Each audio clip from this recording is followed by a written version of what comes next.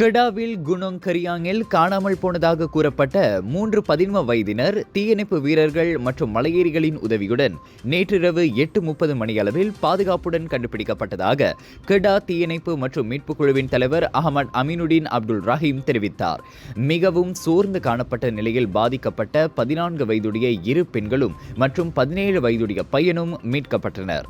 இருண்ட வானிலை காரணமாக பாதிக்கப்பட்டவர்களை கீழே இறக்குவதில் தீயணைப்புத் துறையினர் சிரமங்களை எதிர்நோக்கியதாக அகமது அமீனுடின் தெரிவித்தார். தேடும் நடவடிக்கையின் போது சுல்தானா பஹியா மருத்துவமனையின் ஆம்புலன்ஸ், ஒரு தீயணைப்பு வண்டி மற்றும் ஒரு போலீஸ் வாகனம் ஆகியவையும் தயார் நிலையில் வைக்கப்பட்டிருந்தது.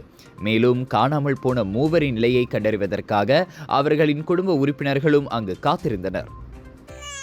சுவாச பிரச்சனை, சளி, இருமலுக்கு உகந்த தீர்வு சைலஜா பேபி ஹெர்பல் கிரீம். துளசி, கரிஞ்சீரகம், கிராம்பு போன்ற மூலிகைகளால் கொண்டு தயாரிக்கப்பட்டுள்ள சைலஜா பேபி ஹெர்பல் கிரீம் உங்கள் குழந்தைக்கு சிறந்த தேர்வு.